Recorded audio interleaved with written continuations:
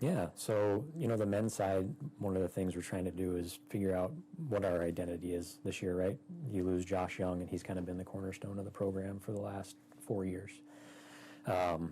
So with him graduating and moving on, it leaves an opening for some of our other guys to step up and start to fill that role.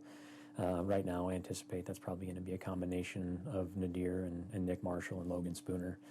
The objective for the season, just purely goal-wise, is to get back to nationals. Women's side, kind of a similar place. We're trying to reestablish who we are as a program right now.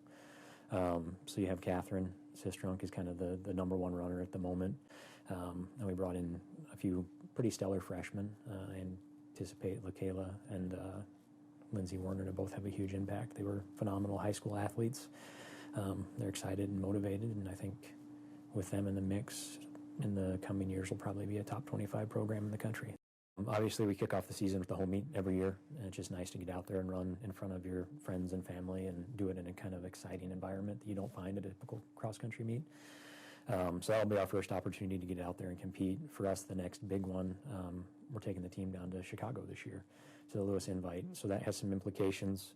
For the women's side, it's kind of exposing them to that level of competition, where we want to go as a program. If we want to be a top 25 team, these are the people we have to be able to compete with. On the men's side, there's a process for getting into nationals. It's placing so high at the regional meet.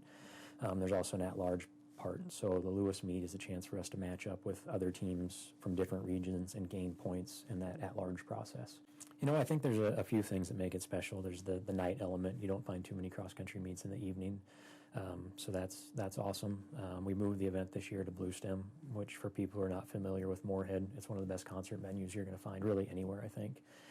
So to have a chance to race on their property and just kind of a cool setting is nice, different than where we're at before, which is kind of big grass field. The river's nearby. We have some trees. We have a little bit of elevation change, which isn't something you always see here in town.